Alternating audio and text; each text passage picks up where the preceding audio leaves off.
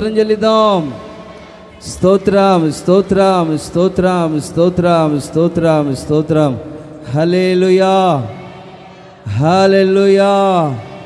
పరిశుద్ధ లేఖనములో నుండి ఒక చక్కటి మాట, చక్కటి వాక్యాన్ని ఈ పూట మనం చదువుకుందామండి. సమూయేలు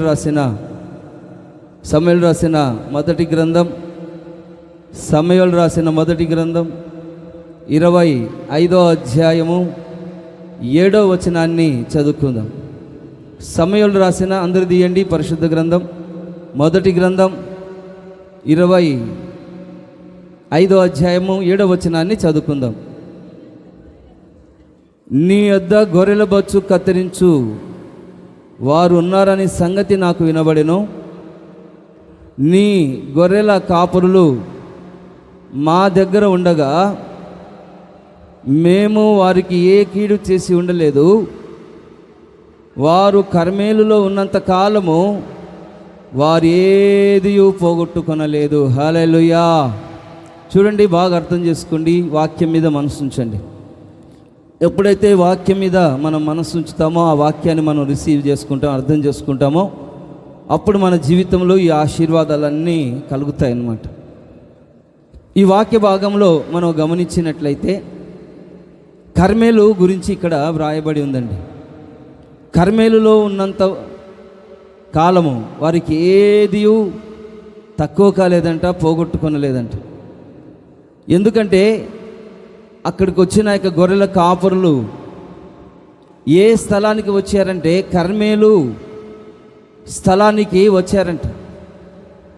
అక్కడున్న గొర్రెల కాపరులు వీళ్ళెవరంటే నాబాలు పనివారు అడవి ప్రాంతానికి గొర్రెలు కాసుకోవడానికి వెళ్ళారన్నమాట.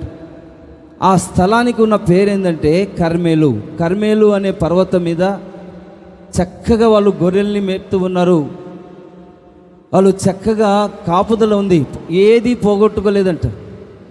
అక్కడ చుట్టూ ఎవరున్నారంటే దేవుడు, తర్వాత దైవ సేవకుడు దావీదు స్నేహితులు, అక్కడున్న వాళ్ళందరూ అక్కడ కాపుదల ఉన్నారన్నమాట. అరణ్య ప్రాంతంలో ఉన్నారు వాళ్ళు. ఆ ప్రాంతానికి కర్మేలుకు గొర్రెల కాపురులు అక్కడికి వచ్చారు.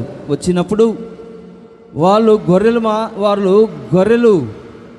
గొర్రెలు కానీ వాళ్ళు కానీ సింహాల నోటు, ఎలుగుబంటి నోటిలో పడకుండా అక్కడ ఈ దావీదు శిష్యులు అందరూ కాపాడుతూ ఉన్నారన్నమాట. దేవుడు అక్కడ ఉన్నాడు. కాబట్టి ఈ కర్మేలులో ఉన్న అనుభవాలను ఈ దినాన మనం అనుభవించినట్లయితే మనం ఎక్కడికి వెళ్ళాలి? కర్మేలు అనే స్థలానికి మనం వచ్చి ఉన్నామండి. ఈ స్థలము ఎలాంటి స్థలం అంటే కర్మేలు. వారు కర్మేలులో ఉన్నంత కాలము వారు ఏది పోగొట్టుకొనలేదు అని దేవుని యొక్క వాక్యం సెలవిస్తుంది. కాబట్టి మనము ఈ కర్మేలులో ఉన్నంత వరకే అండి. దేవుని సన్నిధిలో మీరు మందిరానికి వస్తూ పోతూ ప్రతి ఆదివారం, వినాలి, ప్రతి ఆదివారము, ప్రతి శనివారము ఈ కర్మేలు అనే మందిరానికి, ఈ స్థలానికి మీరు వస్తూ పోతూ ఉన్నట్లయితే మీరు ఇక్కడ ఉన్నంతసేపే, ఇక్కడికి మీరు దేవుని యొక్క సన్నిధిలో ఉన్నంత కాలము మీకేది పోగొట్టుకున్నారు, మీకేది తక్కువ కాదు అని దేవుని యొక్క వాక్యము కర్మేలు అనుభవాల్లో మనకు తెలియజేయబడుతుంది. చూడండి, వాళ్ళు ఏమీ పోగొట్టుకొనలేదు అని దేవుని యొక్క వాక్యము సెలవిస్తుంది. కర్మేలు అనుభవాలు ఏంటి? మీరు ఇక్కడికి వచ్చి ఉన్నారు. ఎక్కడికి వచ్చి ఉన్నారు మీరు? కర్మేలు అనే స్థలానికి వచ్చి ఉన్నారు. ఈ స్థలములో ఉన్న అనుభవాలు దేవుని యొక్క మందిరం. ఈ కర్మేలు అనే స్థలం దేవుని యొక్క మందిరము. ఈ స్థలానికి వచ్చిన మీతో ప్రభు ఏమని సెలవిస్తున్నాడు, ఏమని మాట్లాడుతున్నారు? మీరు ఎంతో దూరం నుంచి ఖర్చు పెట్టుకుని, ఎంతో కష్టపడి దేవుని యొక్క మందిరానికి వెళదాము. దేవుని యొక్క మందిరానికి వెళ్తూ ఎంతో మేలు కలుగుతుంది అని మీరు దేవుని సన్నిధానానికి వచ్చి ఉన్నారు. కాబట్టి మీరు ఏ స్థితిలో వచ్చి ఉన్నారో, ఏ బాధలో, ఏ ఆలోచనలతో వచ్చి ఉన్నారో నాకైతే తెలియదు, కానీ దేవుని ఆలోచన, దేవుడు మిమ్మల్ని, మీ హృదయాలను, మీ ఆలోచనలను గుర్తించి ఒక చక్కటి మాట చెప్తూ ఉన్నాడు. ఏం చెప్తూ ఉన్నారంటే, వారు కర్మేలులో ఉన్నంత కాలము, మీరు కర్మేలులో ఉన్నంత కాలము, దేవుని యొక్క సన్నిధానానికి ఉన్నంత కాలము, వచ్చినంత కాలము మీలో ఏది పోగొట్టుకోరంట. ఏది పోగొట్టుకోకుండా మీ చేతిలోనూ, మీ కుటుంబాల్లోనూ, వ్యక్తిగత జీవితంలోనూ అన్నీ సమృద్ధిగా ఉంటాయి. చెప్పాలి హల్లెలూయా, చెప్పాలి హల్లెలూయా. కొంతమంది అటు ఇటు చూస్తున్నారండి, వాక్యాన్ని వినడం లేదు. దేవుని యొక్క వాక్యాన్ని వినాలి, అటు కానీ ఇటు కానీ మనం చూడకూడదు. ఎవరంటే అటు ఇటు తిరిగేది? సాతానుగాడు. దేవుడు అడుగుతూ ఉన్నాడు సాతానును, నువ్వు ఎక్కడి నుంచి వచ్చావంటే, నేను అటు ఇటు తల తిప్పి వాళ్ళ వైపు వీళ్ళ వైపు చూసి ఇక్కడికి వచ్చానంటున్నాడు.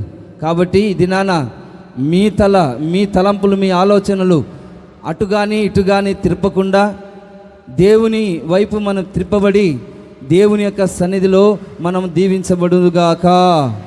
చెప్పాలి హల్లెలూయా. చూడండి, ఈ కర్మేలు అనుభవాలు ఏంటి? మీరు ఈ స్థలానికి వచ్చారండి, మంచి స్థలానికి వచ్చారు. మీరు రావాల్సిన స్థలంలోనికే వచ్చారు. మీరు ఎక్కడికి వచ్చారంటే అక్కడే, అది చాలా ఉన్నతమైన అనుభవం. ఇది మీరు ఏదో టైంపాస్కి రాలేదు, మీరు ఏదో అనుకుని రాలేదన్నమాట. ఇక్కడికి మీరు ఎందుకు వచ్చి ఉన్నారో పరిశుద్ధ లేఖనాలు సూటిగా నీతో మాట్లాడుతున్నప్పుడు మీరేం చేయాలంటే, హృదయంలో తీర్మానం చేసుకొని ప్రభువుతో కనెక్ట్ అయ్యి ప్రభువుతో సహవాసం చేసి ఈ వాక్యానుసారంగా, ప్రభా నేను ఈ స్థలానికి వచ్చాను కదా, మీరు ఏ విధంగా నన్ను నడిపించబోతూ ఉన్నారు, ఏ విధంగా ఆశీర్వదించబోతూ ఉన్నారు అని మీరు ప్రార్థన చేసుకున్నట్లయితే ఈ ప్రార్థన ద్వారా ఒక నూతనమైన అనుభవాన్ని, అంటే అర్థం ఏంటి, ఈ దినాన ఈ ఆదివారము ఎలాంటి అనుభవాన్ని దేవుడు మీకు రుచి చూపిస్తున్నారంటే కర్మేలు అనుభవాన్ని. చెప్పాలి హల్లెలూయా. ఏ అనుభవం అది? కర్మేలు, కర్ణపిచాచి కాదు. కర్మేలు అంటే చాలా మంచి స్థలం. ఇది దేవుడు ఏర్పాటు చేసుకున్న స్థలం. ఇది ఈ కర్మేలు అనుభవాలలో మనము నడిపించబడాలని దేవుని యొక్క వాక్యము సెలవిస్తుంది. ఈ లైట్ ఎందుకు వేయలేదు ఇక్కడ? ఈ లైట్ వేయండి అమ్మా కొద్దిగా, ఎవరైనా లైట్ వేయండి ఇక్కడ. ప్రైజ్ ద లార్డ్, హల్లెలూయా. ఈ లైట్ వేయండి. ప్రైజ్ ద లార్డ్, హల్లెలూయా. సమూయేలు రాసిన మొదటి గ్రంథంలోనే 15వ అధ్యాయంలో ఆ వాక్యాన్ని మనం కర్మేలు అనుభవాలను నేర్చుకుందాం. 15వ అధ్యాయము. ఇప్పుడు బాగుంది, వాక్యము సరిగా కనబడడం, ఇప్పుడు బాగా కనబడద్దు. సమూయేలు రాసిన మొదటి గ్రంథంలో 15వ అధ్యాయము 12వ వచనంలో ఆ వాక్యాన్ని మనం చదువుకుందాం. ఉదయమున సమూయేలు లేచి సౌలును ఎదుర్కొనుటకు పోగా, సౌలు కర్మేలునకు వచ్చి అక్కడ జయసూచకమైన శిలను నిలిపి తిరిగి గిల్గాలునకు పోయినన్న సమాచారము వినెను. ఇక్కడ చూడండి, కర్మేలు అనుభవాన్ని దేవుడు మనకు నేర్పిస్తున్నాడు. నేర్చుకోండి. మీరు ఏదో వచ్చారు పోయారని కాదు, కానీ ఈ కర్మేలు అనే స్థలము ఎలాంటి అనుభవాలకు మనం నేర్పిస్తుంది అనేది వాక్యంలో మనం గమనించినట్లయితే, ఉదయం సమూయేలు లేచారంట. లేచిన తర్వాత సౌలును ఎదుర్కొంటూ పోగా, సౌలును ఎదుర్కోవడానికి, సౌలును చూడడానికి వెళ్తూ ఉన్నాడు. ఎలా ఉన్నాడు, ఏం కథ అని అక్కడికి వెళ్తూ ఉన్నాడు అనమాట. వెళ్తున్నప్పుడు సౌలు కర్మేలునకు వచ్చి అక్కడ సూచకమైన శిలను నిలిపి తిరిగి గిల్గాలునకు పోయిన సమాచారం అతనికి వినపడిందనమాట. ఆ సమాచారం, ఆ వార్త వినపడింది. ఎక్కడికి వచ్చాడు సౌలు? కర్మేలు అనే స్థలములో కర్మేలుకు వచ్చి అక్కడ జయసూచకమైన శిలను నిలిపాడంట. అంటే ఈ కర్మేలులో ఏమున్నది? ఈ కర్మేలు అనే స్థలంలో ఏమున్నదంటే జయసూచన, అంటే జయ జీవితం ఉన్నది. అందుకనే మీరు మందిరానికి రావాలి ప్రతి వారము. ఏదో బల్లారానికి మాత్రమే కాకుండా శనివారాలు, ఆదివారాలు ఎందుకు రావాలి? కర్మేలు అనే స్థలానికి ఎందుకు రావాలంటే జయసూచకమైన శిలను నిలిపి తిరిగి గిల్గాలుకు వెళ్తూ ఉన్నాడు అన్నమాట. సౌలు ఈ సమాచారాన్ని విన్నాడు. సంతోషించాడు అన్నమాట. కాబట్టి ఈ కర్మేలుకు వచ్చి అక్కడ జయసూచకమైన శిలను నిలిపి ఆయన నిలుపుతూ ఉన్నాడు అన్నమాట. జయసూచకమైన సూచన. ఈ కర్మేలు ఈ స్థలానికి ఎవరైతే వస్తారో, ఈ కర్మేలు అనుభవాలలో ఈ వాక్యాన్ని విని తీర్మానం చేసుకొని ఎవరైతే ఈ విధంగా నడిపించబడతారో వాళ్ళ జీవితంలో ప్రభు ఏం చేస్తారంట? జయ జీవితము. ప్రతి విషయంలో ఈ లోకాన్ని జయించే కృపను, ఈ శరీరాన్ని జయించే కృపను, శోధనను, బాధలను, రోగాలను, ఆర్థిక ఇబ్బందులను, ఈ సాతాను ద్వారా వస్తే ప్రతి బాణాన్ని జయించే ఆ యొక్క జయ జీవితాన్ని దేవుడు మనకు అనుగ్రహిస్తారన్నమాట. అందు నిమిత్తము దేవుడు ఏం చేశాడు? పరిశుద్ధ లేఖనాలలో మనం గమనించినట్లయితే కీర్తనల గ్రంథము 60వ అధ్యాయం 4వ వచనంలో ఆ వాక్య భాగాన్ని మనం గమనించినట్లయితే, సత్యము నిమిత్తము ఎత్తి పట్టుటకై నీ యందు భయభక్తులు గల వారికి నీవు ఒక ధ్వజమును ఇచ్చి ఉన్నావు. చూడండి, ఈ వాక్యములో కర్మేలులో ఎందుకు జయ జీవితం కలుగుతుంది? సత్యము నిమిత్తము ఎత్తి పట్టుటకై. సత్యము నిమిత్తము మనము ఎత్తి పట్టాలి. ఎవరిని ఎత్తి పట్టాలి? సత్యము నిమిత్తము మనం ఎవరిని ఎత్తి పెట్టాలంటే యేసయ్యను మనము, ఆయనే సత్యము, ఆయనే జీవము, ఆయనే మార్గమని మనము ఎత్తి చూపించాలి వాక్యము ద్వారా.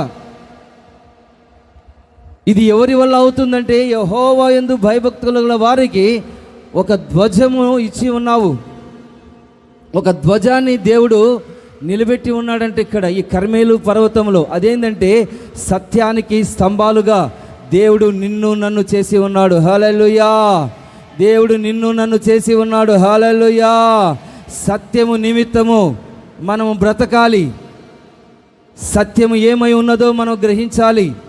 ఈ లోకంలో అసత్యమైన మార్గాలు ఎన్నో ఉన్నవి, కానీ వాటినన్నిటి నిమిత్తము కాకుండా సత్యమును గురించి జీవించడానికి, సత్యానికి సాక్షిగా ఉండడానికి దేవుడు నిన్ను రక్షించి ఉన్నారు. ఆయన రక్తము చేత కడిగి ఉన్నాడు. అందుకనే సత్యము నిమిత్తం ఎత్తి పట్టుటకై నీ యందు భయభక్తులు గల వారికి నువ్వు ఒక ధ్వజము ఇచ్చి ఉన్నావు. సత్యం అనే ధ్వజాన్ని, జయ జీవితం అనే ధ్వజాన్ని దేవుడు నీకు అనుగ్రహించి ఉన్నారు. ఎవరైతే సత్యము గురించి బ్రతుకుతారో, ఎవరైతే సత్యమును గురించి సాక్ష్యం చెప్తారో వాళ్ళు దేవుని యొక్క సన్నిధిలో ఒక స్తంభముగా, జయ జీవితం కలిగిన ఒక స్తంభముగా నిలబడి దేవుని యొక్క సన్నిధిలో ఈ లోకములోనో పరలోకములోనో వాళ్ళు జయ జీవితం కలిగి ఉంటారు. హల్లెలూయా! హల్లెలూయా! కాబట్టి కర్మేలులో ఎందుకు జయ జీవితం కలుగుతుంది?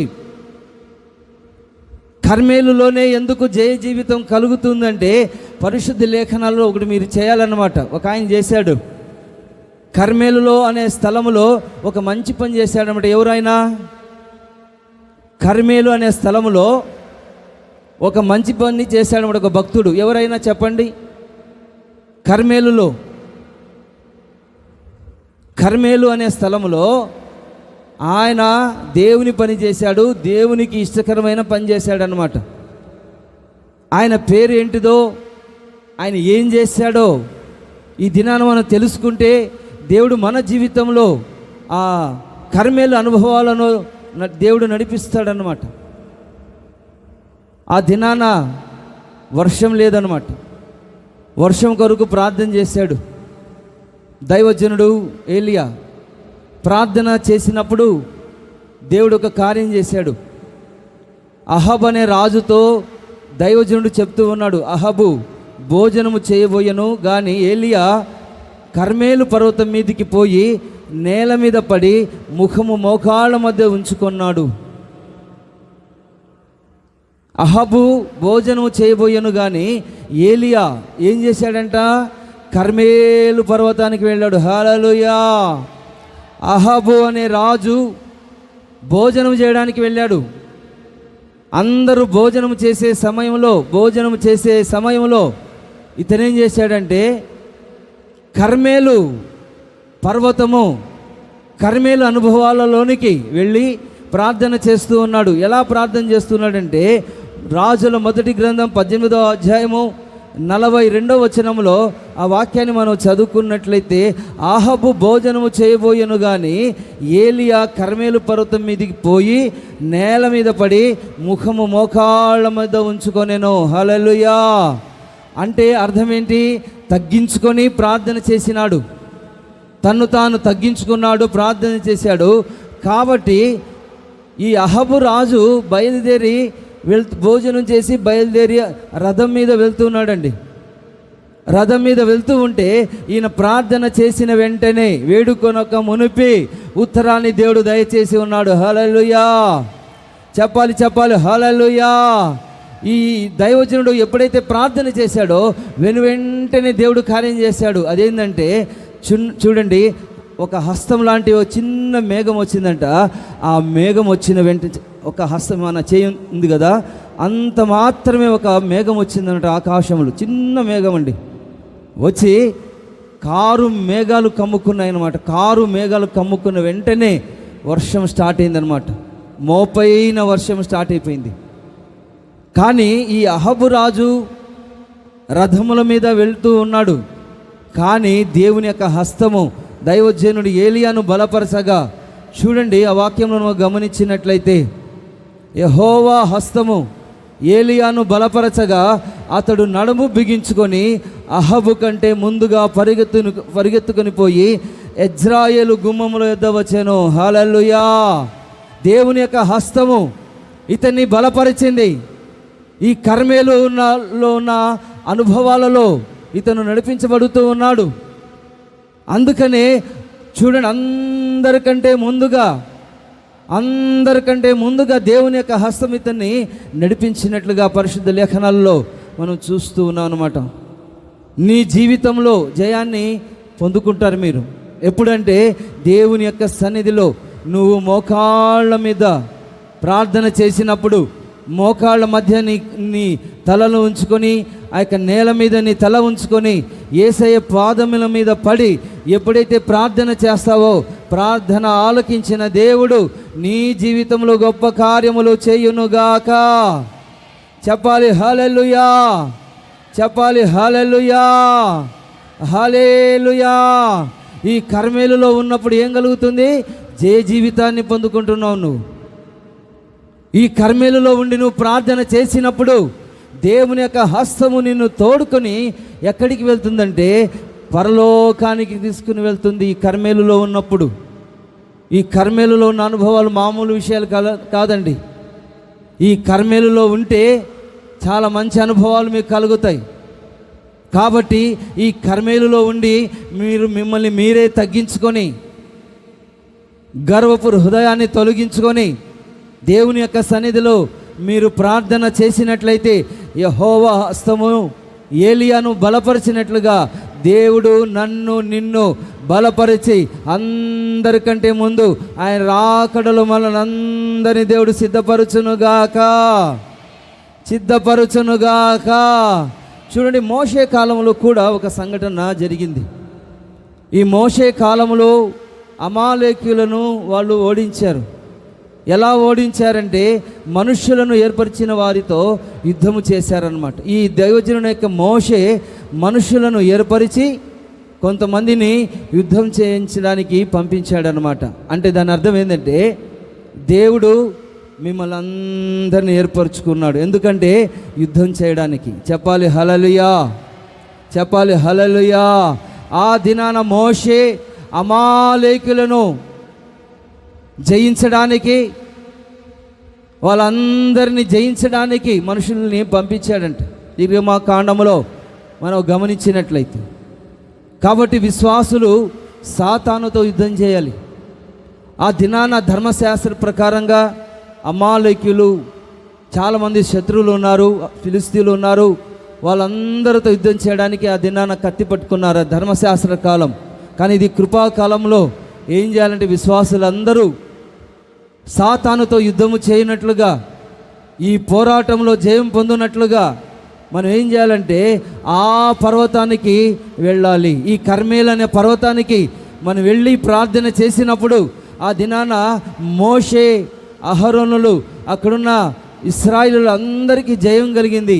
దైవజనుని యొక్క మోషే చేతులెత్తి ప్రార్థన చేసినప్పుడు అంత జయం కలిగింది. ఎప్పుడైతే తన చేతులను దించుతూ ఉన్నాడో, బలహీనుడు అయిపోతున్నాడో, ఆ విధంగా వాళ్ళకు అపజయం కలిగిందనమాట.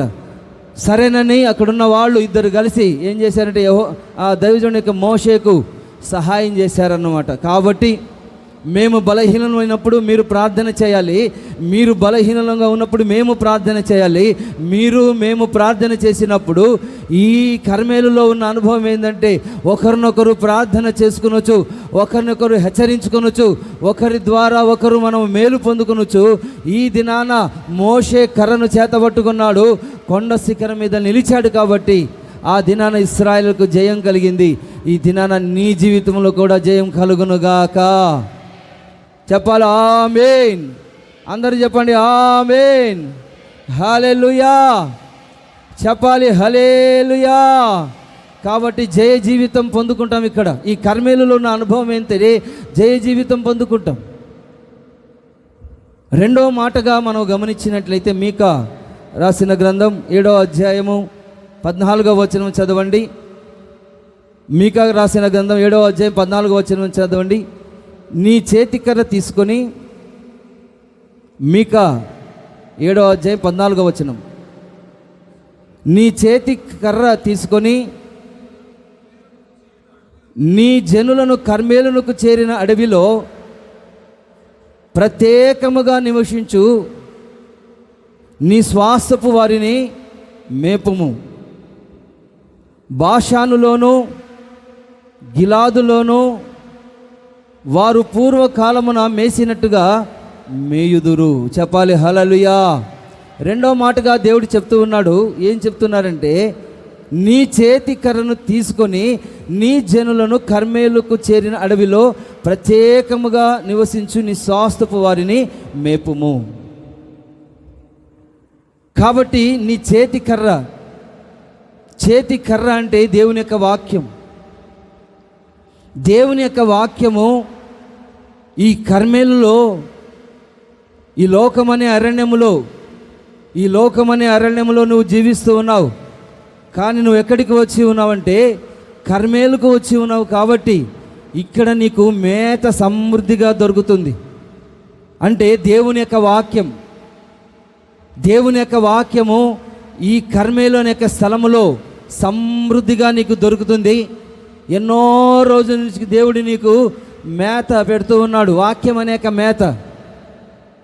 వాక్యం అనే గొర్రెలకు ఏం కావాలంటే గడ్డి కావాలి. కానీ విశ్వాసులకు ఏం కావాలంటే దేవుని యొక్క వాక్యం కావాలి.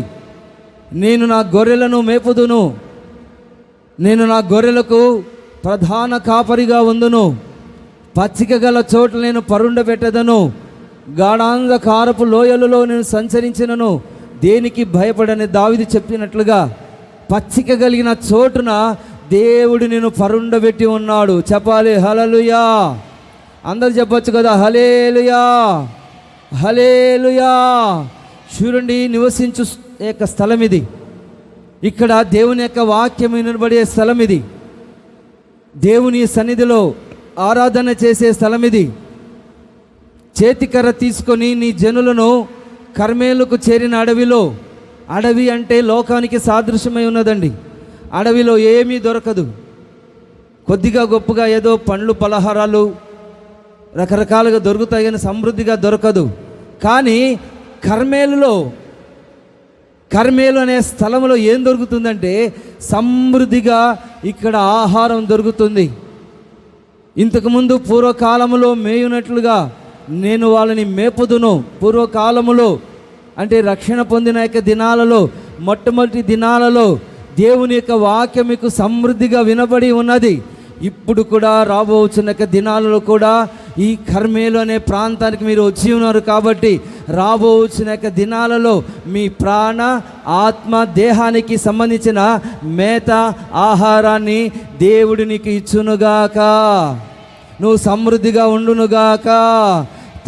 సంతృప్తితో నువ్వు మేత మేసి ఇంటి దగ్గరికి వెళ్ళి నువ్వు ధ్యానించాలి.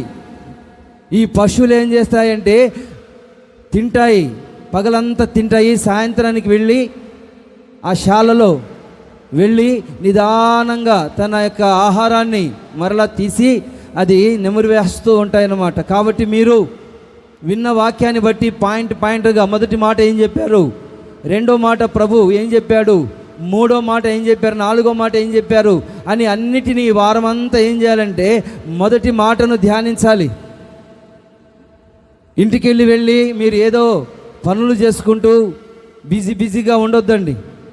దేవుడు చెప్పిన యొక్క మాటను ఇంటి దగ్గర మీరు ధ్యానించాలి. అప్పుడే మీ జీవితంలో మేలు కలుగుతుంది, అప్పుడు మీ జీవితంలో సంతృప్తి కలుగుతుంది, మేలు కలుగుతుంది. మీరు ఇక్కడ విని తర్వాత ఈ చెవిని విని ఆ చెవిన వదిలిపెట్టి మీరు మర్చిపోతే ఎలాంటి ఆశీర్వాదాలు కలగవు. ఈ కర్మేలులో ఉన్న అనుభవాలను మనం నేర్చుకోవాలి. చెప్పాలి హల్లెలూయా, చెప్పాలి హల్లెలూయా. ఈ కర్మేలులో అనుభవం ఏంటంటే ఇక్కడ నీకు వాక్యం దొరుకుతుంది, మేత దొరుకుతుంది. పూర్వకాలంలో నువ్వు ఏదైతే విన్నావో ఇప్పుడు ఏదైతే వింటున్నావో దానిని మీరు అన్నిటినీ జ్ఞాపకం చేసుకోవాలన్నమాట. ఇంతకుముందు దేవుడు మీతో మాట్లాడిన వాక్యాలు ఉంటాయి కదా, ఉపదేశం ఉంటుంది, వాటిని అన్నిటినీ జ్ఞాపకం చేసుకోవాలి. జ్ఞాపకం చేసుకొని దేవుని యొక్క సన్నిధిలో నువ్వు ఆయన వాక్యాన్ని ఎప్పుడైతే విని ధ్యానిస్తావో నీ జీవితంలో ఆయన గొప్ప కార్యాలు చేయడానికి శక్తి కలిగిన దేవుడు. నేను మంచి మేతగలిగిన చోట వాటిని మేపదనని ప్రభు సెలవిస్తున్నారండి. ఇశ్రాయేలు యొక్క ఉన్నత స్థలముల మీద వాటికి నేను దొడ్డి ఏర్పరిచి ఉన్నాను, ఒక స్థలాన్ని నేను ఏర్పరిచి ఉన్నాను. ఆ స్థలములో అక్కడ అవి మంచి దొడ్డిలో పండుకుంటాయి. పండుకొని నిద్రపోవడం కాదండి, మేలుకోగలిగి ఉండాలి. ఇశ్రాయేలు పర్వతముల మీద బలమైన మేతగల స్థలమందు అవి మేయును, నేనే నా గొర్రెలను మేపి పరుండబెట్టేదను. చెప్పాలి హల్లెలూయా. తిన్న తర్వాత పండుకోవాలి. తినకముందే చాలామంది పండుకుంటున్నారు, నిద్రపోతూ ఉన్నారండి. చాలామంది నిద్రపోతూ ఉన్నారు, కళ్ళ మీద నిద్ర. తిన్న తర్వాత ఇంటికి వెళ్ళి నిద్రపోండి, మంచం మీద పండుకొని ఈ వాక్యాన్ని ధ్యానిస్తూ దుప్పటి కప్పుకుంటారో తర్వాత ఏం చేస్తారో నాకు తెలియదు, కానీ ఇంటికి వెళ్ళి ఈ వాక్యాన్ని ధ్యానిస్తూ పరుండి తర్వాత మోకరించి ప్రార్థన చేయండి, పరుండి ధ్యానం చేయండి, అది మీ ఇష్టం అన్నమాట. కాబట్టి దినాన బలమైన మేతగల స్థలం ఉంది, అవి మేయును, నేనే నా గొర్రెలను మేపి పరుండబెట్టదను. దేవుని యొక్క వాక్యాన్ని వినకుండా ధ్యానించకుండా పండుకుంటే ఏం లాభం అండి? దానిని సాతాను నిద్ర అంటారు. మెలకుగలిగిన ఆత్మ కలిగిన వాళ్ళు ఏం చేస్తారంటే దేవుని యొక్క వాక్యాన్ని ధ్యానించి ఈ వాక్యాన్ని విన్న తర్వాత ఇంటికి వెళ్ళి ఈ వాక్యము చదివి ఈ వాక్యంలో ఉన్న యొక్క మర్మాన్ని, దీంట్లో ఉన్న ఆంతర్యాన్ని, దీంట్లో ఉన్న జుంటి తేనె ధారల కన్నా మధురాతి మధురమైన దేవుని యొక్క వాక్యాన్ని ధ్యానించాలి. చెప్పాలి హల్లెలూయా. అప్పుడే మీరు దేవుని గొర్రెపిల్లలు, దేవుని యొక్క రాజ్యంలో చేరతారు. ఒకవేళ దేవుని యొక్క వాక్యం మీ హృదయంలో లేకపోతే, దేవుని యొక్క వాక్యాన్ని నీ హృదయంలో ధ్యానించకపోతే, దేవుని యొక్క వాక్యం నీ హృదయంలో మెండుగా నిండుగా ఉండకపోతే ఈ దినాన సాతాను ఒడిలో పండుకుంటావు నువ్వు. కాబట్టి దేవుని ఒడిలో నువ్వు నిద్రించాలి, దేవుని ఒడిలో దేవుని కౌగిలిలో నువ్వు ఉండాలి అంటే ఈ దినాన నీవు మేతగలిగిన యొక్క స్థలానికి, ఈ కర్మేలు అనే ప్రాంతానికి నువ్వు రావాలి. చెప్పాలి హల్లెలూయా, చెప్పాలి హల్లెలూయా, హల్లెలూయా. కాబట్టి కర్మేలులో ఏమున్నది? మేత ఉన్నది. కర్మేలులో ఏమున్నదంటే మొట్టమొదటి మాట జయ జీవితం ఉన్నది. కర్మేలుకు నువ్వు వచ్చి ఉన్నావు కాబట్టి జయ జీవితాన్ని దేవుడు నీకు అనుగ్రహిస్తాడు. ఈ కర్మేలు అనే స్థలానికి నువ్వు వచ్చి ఉన్నావు కాబట్టి మేత కలిగిన చోటున దేవుడు నిన్ను పరిఉండబెట్టి వాక్యము చేత నిన్ను బలపరిచి చక్కటి విశ్రాంతిని దయచేసి నీ ప్రాణ ఆత్మ దేహాలను ఆయన ఆకడకు సిద్ధపరచుకుంటాడు దేవుని యొక్క వాక్యము ద్వారా. హల్లెలూయా. మూడో మాటగా మనం గమనించినట్లయితే చదవండి, యెషయా గ్రంథం 35వ అధ్యాయం 2వ వచనం చదవండి.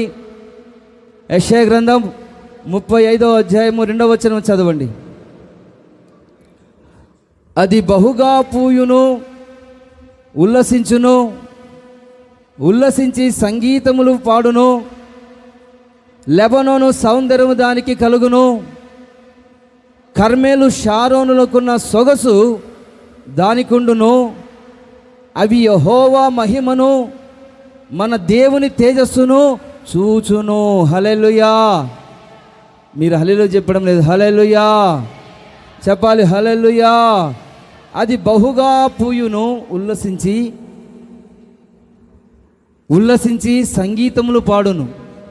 మనము కూడా సంగీతాలు వాయించి తపల, కీబోర్డు, తర్వాత ప్యాడు, వీలైతే జాజ్ కూడా ఫ్యూచర్లో ఏదన్నా నేర్చుకోండి. మీరు కంజర వాయించాలి.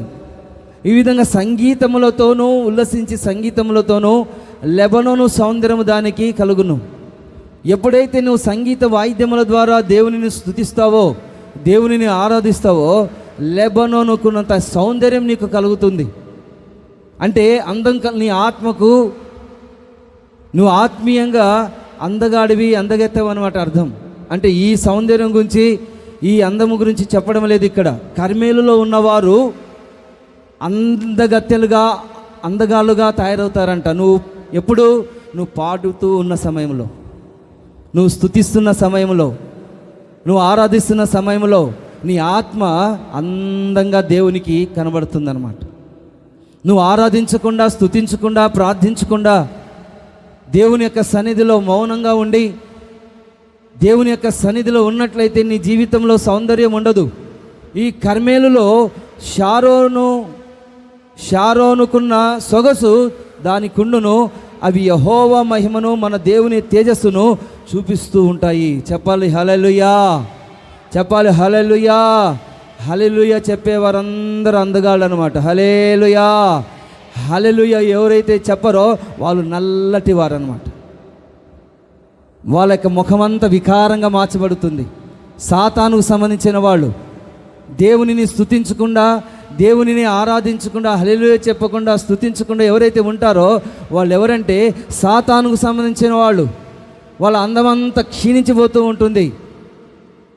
కానీ ఆత్మీయంగా ఎవరైతే వందనాలు చెప్పుకుంటారో, అడ్డగాడిదల మారిగా కొంతమంది వందనాలు చెప్పారండి. దేవుడు చెప్పాడు ఈ మాట, అడ్డగాడిదలని వాళ్ళు వందనాలు ఒకరినొకరు చెప్పుకోకుండా, దైవ సేవకులకు చెప్పుకోకుండా ఉన్నట్లయితే అడ్డగాడిదలంట.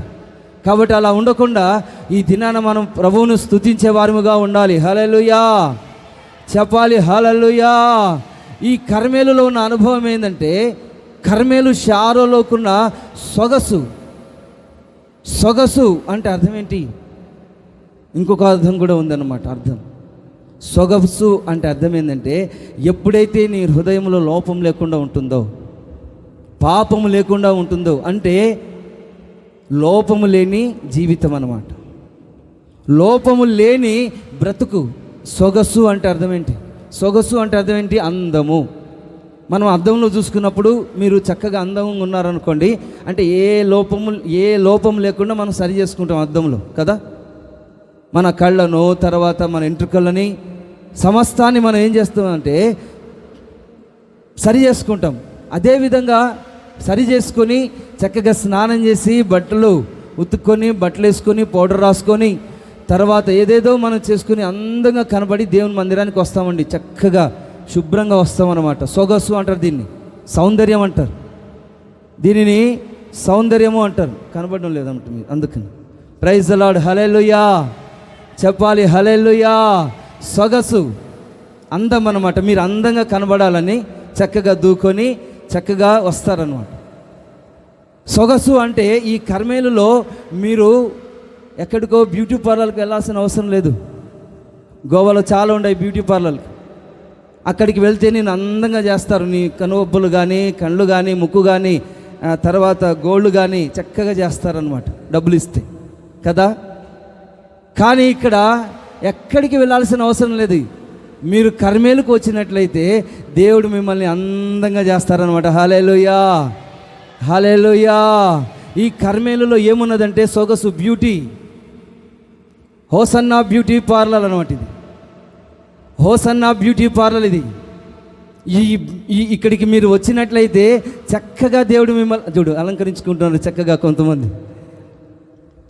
కాబట్టి దేవుని యొక్క సన్నిధానానికి వచ్చిన మనము అందంగా కనపడాలని ఈ దినాన చక్కగా మనం ఈ ఎంట్రుకలు ఇలా అనుకుంటాము, చాలా రకాలుగా మనం చేసుకొని అలంకరిస్తూ ఉంటాం. కానీ దేవుని యొక్క సన్నిధానానికి వచ్చిన మీరు సొగసైన వారండి. కర్మేల అనుభవం చెప్తుంది, మీరు చాలా అందగత్తెలు, చాలా అందగాళ్ళు, అందరూ చాలా సొగసైన వాళ్ళు. అందుకనే దేవుని యొక్క వాక్యం చెప్తుంది, ఈ రాజు నీ ప్రభు, అతడు నీ సౌందర్యము కోరినవాడు, అతనికి నువ్వు నమస్కారం చేయాలి. హల్లెలూయా. యేసు క్రీస్తుకు నువ్వు వందనాలు చెప్పి ఆయన పాద సన్నిధిలో నమస్కారం చేసావనుకో, దేవుడు నీ ఆత్మను, నీ ముఖాన్ని, నీ సౌందర్యాన్ని, నీ సొగసును, సమస్తాన్ని నిన్ను పరిశుద్ధపరిచి పవిత్రురాలుగైన కన్యకలుగా దేవుడు నిన్ను చేయునుగాక. హల్లెలూయా. అంటే లోపము లేని బ్రతుకు ఇక్కడ ఉంటుంది. దేవుని యొక్క వాక్యము ద్వారా లోపము లేని ఆ బ్రతుకును దేవుడు నీకు అనుగ్రహిస్తాడు. ఎప్పుడు? నువ్వు ఆత్మతో సత్యముతో ఆరాధన చేసినప్పుడు అండి. నువ్వు ప్రార్థన చేసినప్పుడు, ప్రభువుతో నువ్వు మాట్లాడినప్పుడు, ప్రభువుతో నువ్వు మాట్లాడి చూడండి, నీ ముఖం కళకళగా మార్చబడుతుంది. దేవుని యొక్క సన్నిధిలో నువ్వు స్తుతించి ఆరాధన చేసి చూడు, ఖచ్చితంగా నీ ముఖము దేవదూత ముఖం వలె కనబడుతుంది. హల్లెలూయా. చెంపలు చెప్పాలి. హల్లెలూయా. నీ ముఖము దేవదూతల ముఖాలు కనబడుతుంది.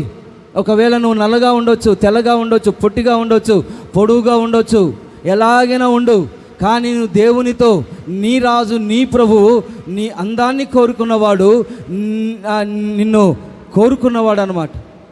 నీ ప్రభు నీ సౌందర్యాన్ని కోరుకున్నవాడు. ఆయనకి ఏం చేయాలంటే నువ్వు నమస్కారం చేయాలి, చెప్పాలి. హల్లెలూయా. వాళ్లకు వీళ్ళకు నమస్కారం చేయడం కాదండి, యేసయ్యకి నమస్కారం చేస్తే నిన్ను చక్కగా అందగత్తిగా అందమైన వాడిగా చేసి ఆయన సన్నిధిలో నిలబెట్టుకుంటాడు. నాలుగవదిగా మనం గమనించినట్లయితే ఈ ఆమోస్ రాసిన గ్రంథంలో 4వ మాటగా గమనించినట్లయితే చదవండి. ఆమోస్ రాసిన గ్రంథం 9వ అధ్యాయము 3వ వచనం చదవండి.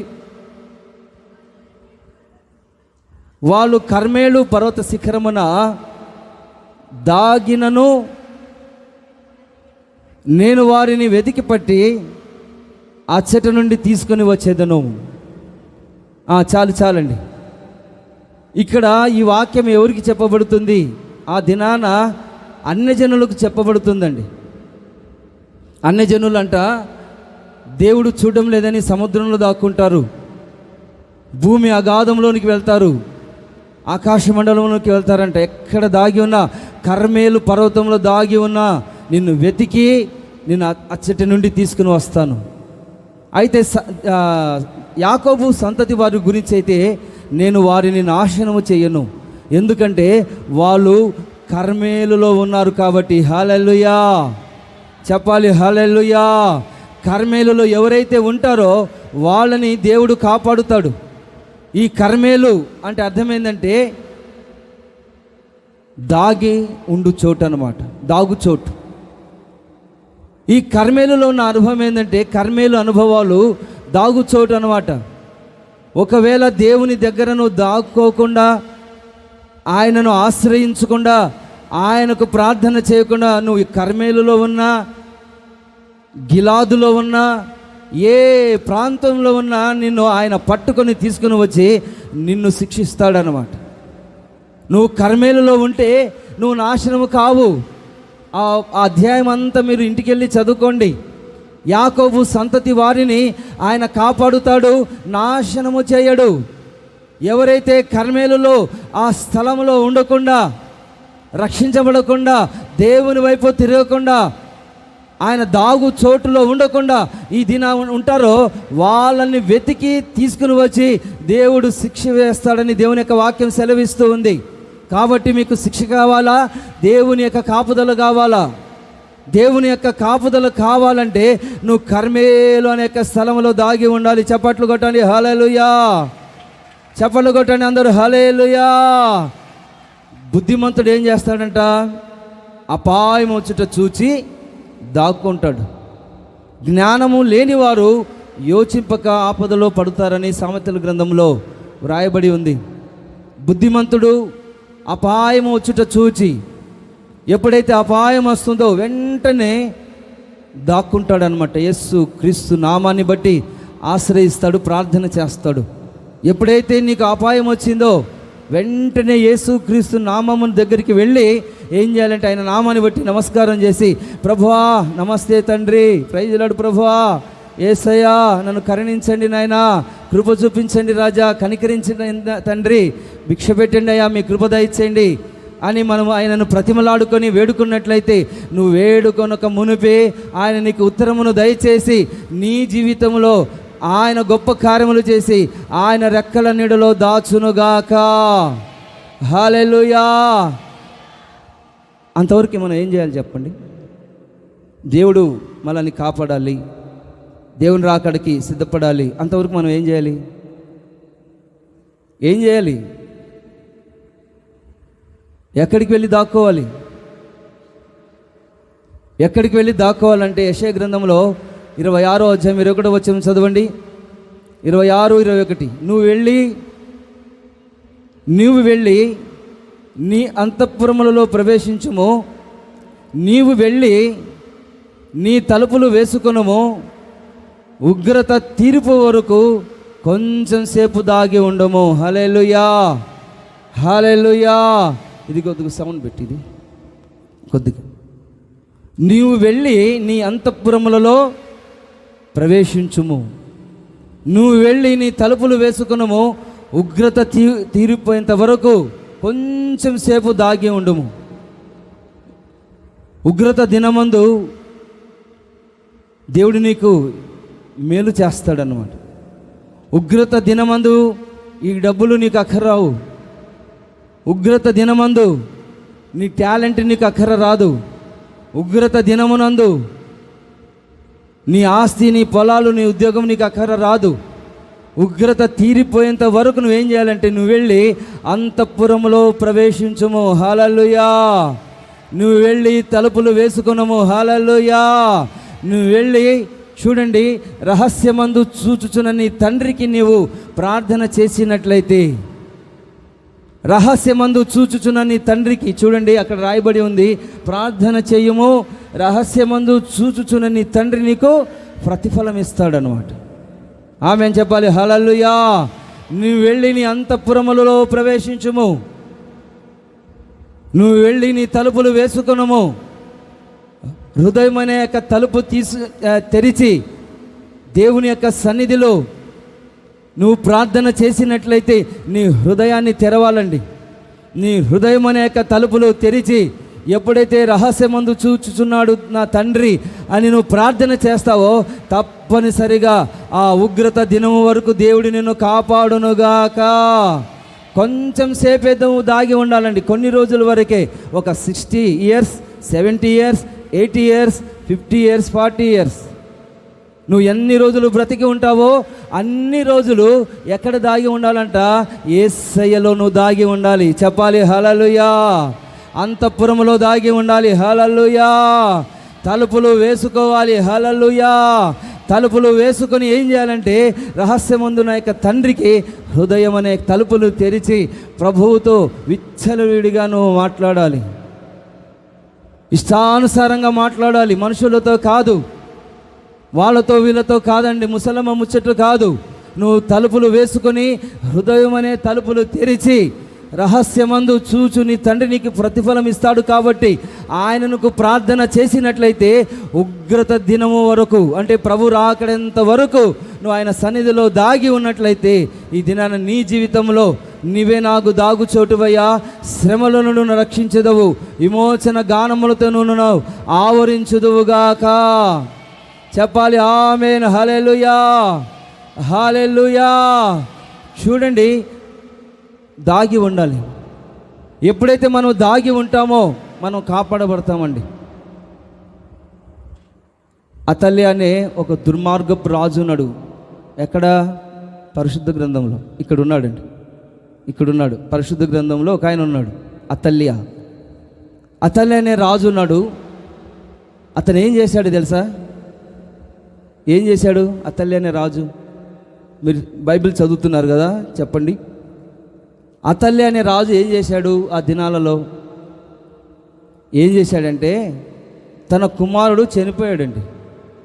ఎలా చనిపోయాడో మీరు తర్వాత తెలుసుకోండి. చనిపోయిన తర్వాత ఏం చేయాలి? నా కుమారుడు ఎందుకు చనిపోయాడు అని ఆలోచించుకొని తర్వాత దేవునికి అప్పచెప్పాలి. కానీ తను ఏం చేశాడు? తన కుమారుడు చనిపోయాడని యూదులు ఉంటారు కదా, రాజకుమారులు, వాళ్ళందరినీ చంపేశాడనమాట. చాలామందిని చంపేశాడండి. చాలామందిని, వందల మందిని చంపేశాడనమాట. ఎందుకంటే నా కుమారుడు బతికిలేడు, మీరెందుకు బ్రతికి ఉండాలి? చాలామంది ఇలాంటి ఆలోచన, నాకు రాని ఆశీర్వాదం నీకెందుకు, నేను మీరు అని అనుకోకుండా ఈ దినాన ఈ అతలైన రాజు ఎంత దుర్మార్గపు పని చేశాడు. తాను కుమారుడు చనిపోతే ఏడవాలి. దావీదు ఏం చేశాడు? కుమారుడు చనిపోతే కుమారుని కోసము పాపం చేశాడు, కుమారుని కన్నాడు. తర్వాత ప్రార్థన చేశాడు, ఉపవాసం ఉండి చనిపోయాడు. చనిపోయిన తర్వాత లేచి భోజనం చేసి సంతోషంగా ఉన్నాడు. అది దేవుని బిడ్డలు చేసే కార్యం అన్నమాట. కానీ ఈ అతల్య అనే రాజు ఏం చేశాడంటే ఇతని కుమారుడు మృతి చెందాడని తెలుసుకొని లేచి రాజకుమారులందరినీ నాశనం చేశాడంట. అయితే ఒక ఆమె ఉందండి, ఒక సహోదరి ఉంది, చాలా మంచి సహోదరి. ఆ సహోదరి ఏం చేసిందంటే ఒక ఆయన ఉన్నాడు యెహోషును అనే సహోదరుడు ఉన్నాడు. అతను కూడా రాజకుమారుడే, యూదా కుమారుడు. అందరూ చనిపోయారు, ఇతను మాత్రమే మిగిలి ఉన్నాడు. ఇతన్ని తీసుకుని వెళ్ళి ఒక సహోదరి ఏం చేసింది? ఆ సహోదరి పేరేం పేరు?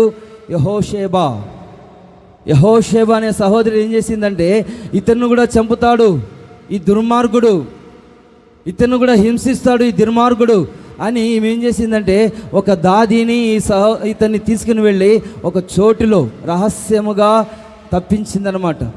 రాజకుమారులతో కూడా చంపబడకుండా అతన్ని రహస్యముగా తప్పించిందనమాట ఈ సహోదరి.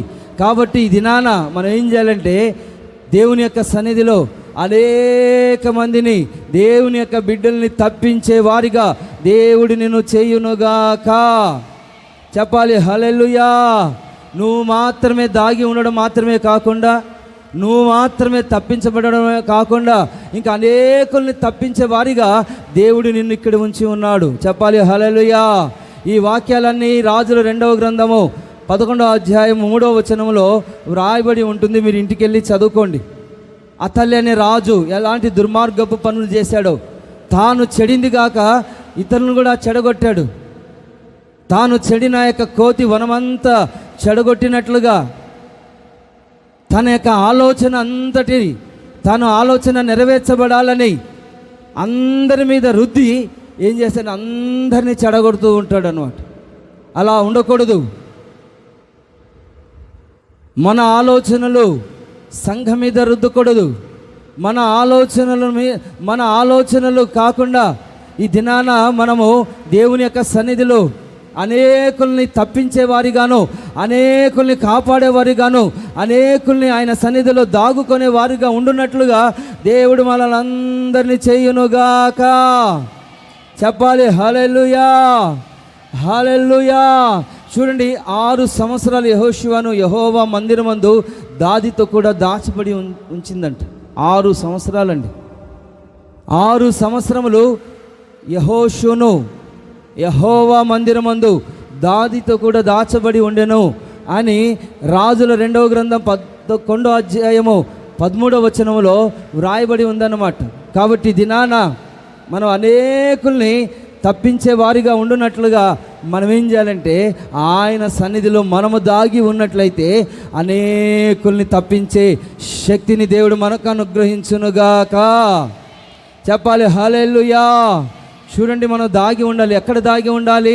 నీ ఆవరణంలో ఒక దినము గడుపట 1000 దినముల కంటే శ్రేష్టమైనది. భక్తిహీనులతో ఉండుట కంటే నీతో ఉండుట, అంటే నా దేవుని యొక్క మందిర ఆవరణములో ఆయన ద్వారమునొద్ద నేను దాగి ఉండటం ఎంతో మంచిదని కీర్తనకారుడు చెప్తూ ఉన్నాడు.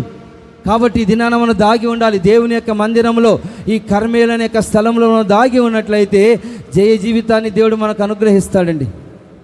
ఈ కర్మేలు అనే యొక్క స్థలంలో మనం ఉన్నట్లయితే మేత సమృద్ధిగా దొరుకుతుంది. హల్లెలూయా. ఈ కర్మేలు అనే యొక్క స్థలంలో మనము దేవుని యొక్క సన్నిధిలో ఉన్నట్లయితే ప్రభు మన జీవితంలో దాగు చోటుగా ఉంటాడు. ఈ కర్మేలు అనే యొక్క స్థలంలో మనం ఉన్నట్లయితే మన సొగసు సౌందర్యవంతులుగా మనం మార్చబడతాము. ఏ లోపము లేని వారిగా దేవుని యొక్క వాక్యము ద్వారా మనలందరినీ దేవుడు పరిశుద్ధపరచునుగాక. చెప్పాలి హల్లెలూయా. చెప్పాలి హల్లెలూయా. చూడండి, మోషే వాళ్ళ అమ్మ తెలుసా మీకు? మోషే అంటే ఈ మోషే అని కాదు, బిర్లలోని మోషే అని కాదు, అక్కడ బైబిల్ ఉన్న మోషే. ఆ యొక్క మోషే వాళ్ళ అమ్మగారు ఏం చేశారంట? మోషేను చిన్నప్పుడు ఏం చేశారు చెప్పండి? 3 నెలలు దాచడానికి చాలా కష్టపడింది అన్నమాట. 3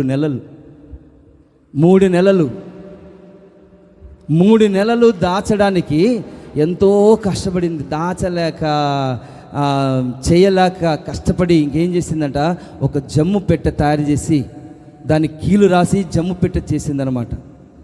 జమ్ము పెట్టె చేసి దాంట్లో దాచిపెట్టిందనమాట. హల్లెలూయా. దాచిపెట్టి ఇంకా పంపించేసింది నీళ్ళలో పంపించేసింది. ఏమవుతాదో, దేవుడు ఏం చేస్తాడో ఈ పిల్లవాణిని కదా, మోషే తల్లిగారండి. ఈ పిల్లవాణిని దేవుడు ఏం చేస్తాడో, నా వల్ల కాలేదు. ఇప్పుడు పిల్లల్ని పెంచడము చాలామంది విసుక్కుంటున్నారండి. చాలామంది విసుక్కుంటారు తల్లిదండ్రులు. చిన్నప్పుడు వాళ్ళని లాలన పాలన ఎంతసేపని చూసుకుంటారు? అట్లా ఉద్యోగం చూసుకుంటారా, పిల్లలను చూసుకుంటారా? చాలామంది విసుగు చెంది ఇక పిల్లల్ని ఏం చేస్తున్నారంటే అనాథలుగా వదిలిపెడుతున్నారండి. విసుగు చెంది నా పిల్లవాడు కాదని చంపేస్తున్నారు, అబార్షన్ చేసుకుంటున్నారు. ఆ కడుపులోనే రకరకాలుగా జరుగుతుంది. పెంచలేక దాచలేక నా వల్ల కాదని కుప్పతొట్టు మీద పడేస్తున్నారు పిల్లల్ని. లోకంలో చాలా జరుగుతున్నాయి. కానీ ఈమె దాచలేక పెంచలేక ఏం చేసిందంటే ఒక జమ్ము పెట్టె తయారు చేసిందంట. హల్లెలూయా. జమ్ము పెట్టె అంటే దేవుని యొక్క కాపుదల. ఆమె తయారు చేసిన దాన్ని తయారు చేసి ఒక బుట్టను తయారు చేసి ఆ బుట్టలో మోషేను ఉంచి ఆ నది నీళ్ళలో అలా పంపించేసింది అనమాట. అప్పుడు ఏం చేశాడు? దేవుడు అతన్ని పెంచాడు. దేవుడు అతన్ని ఆ స్థలానికి తీసుకుని వెళ్ళాడు, పెద్దవానిగా చేశాడు. తర్వాత దేవుడు దర్శించాడు. దర్శించిన తర్వాత మోషేను నాయకుడిగా చేశాడు. ఒక కర్రనిచ్చాడు, వాక్యం అనే కర్రనిచ్చాడు. తర్వాత ఐగుప్తులోనికి పంపించాడు. ఎన్నో అద్భుతాలు చేసి ఇవన్నీ జరిగాయన్నమాట. దేవునికి అప్పచెప్పుకుంటే మన పిల్లల్ని మనము కాపాడుకోలేము. వాళ్ళని ఎంత కాపాడుకోవాలనుకున్న వాళ్ళని కాపాడుకోలేము. కానీ వాళ్ళని ఏం చేయాలంటే దేవునికి సన్నిధికి అప్పచెప్పుకోవాలి. హల్లెలూయా. పిల్లల్ని, యవనస్తుల్ని అందరినీ ఏం చేయాలంటే మీరు కూడా మీ దేవుని యొక్క వశముగా మార్చబడి, ప్రభా నా వల్ల కావడం లేదు, ఈ జీవితాన్ని యొక్క జీవిత సాగరాన్ని నేను సాగించలేకపోతూ ఉన్నాను, నీవే నాకు దిక్కు, నీవే నాకు ఆధారము, నీ వశమైపోతానని అని నీ ఆత్మను దేవుని యొక్క వశంలోనికి నువ్వు వెళ్ళినట్లయితే అప్పుడు నీ జీవితంలో రాబోసిన దినాల్లో గొప్ప గొప్ప అద్భుతమైన కార్యములు చేయునుగాక. చెప్పాలి హల్లెలూయా. మోషే కనికరించబడ్డాడు. మోషే జమ్ముపెట్టెలో ఉంచబడ్డాడు. మోషే అందులో ఉంచబడ్డాడండి. ఎప్పుడైతే తన తల్లి వదిలిపెట్టేసిందో మరలా తల్లి దగ్గరికే తీసుకుని వచ్చాడండి. దాదిగా, ఆమెనే దాది అన్నమాట. ఆమెనే పెంచింది మళ్ళా. చూడండి, ఈ విధంగా దేవునికి అప్పచెప్పుకుంటే దేవుడే నీకు నీ పిల్లల్ని అప్పచెప్తాడు, నీకే అప్పచెప్తాడు అన్నమాట. మొట్టమొదటిగా దేవుడు అప్పచెప్పుకోవాలి. అలా అప్పచెప్పుకోకుండా నేనే వాళ్ళని కాపాడుతాను, నేనే అన్ని చూసుకుంటాను, నేనే అన్ని వాళ్ళని నా మీదనే వాళ్ళు ఆధారపడి ఉన్నారు అని అనుకోకూడదు. తల్లిదండ్రుల మీదనే పిల్లలు ఆధారపడి ఉన్నారని మనం అనుకోకూడదు. పిల్లలు కూడా తల్లిదండ్రులు ఉన్నారని ఆధారపడకూడదు. మనం ఏం చేయాలంటే ఆయన సన్నిధిలో మనం దాక్కుకోవాలి. హల్లెలూయా. దాచబడాలి. హల్లెలూయా. ఎంతవరకు అంటే దీన మనస్కులై ఆయన బలిష్టమైన చేతి కింద దాచబడి ఉండుడి. ఎందుకంటే పరిశుద్ధులు పరిపూర్ణులు కావాలండి. మీరెందుకు దాచబడాలంటే మీరందరూ పరిశుద్ధులుగానే ఉండకుండా పరిపూర్ణులుగా మార్చబడాలి. పరిశుద్ధులు సంపూర్ణులుగా ఉన్నట్లుగా క్రీస్తు శరీరము క్షేమాభివృద్ధి చెందును.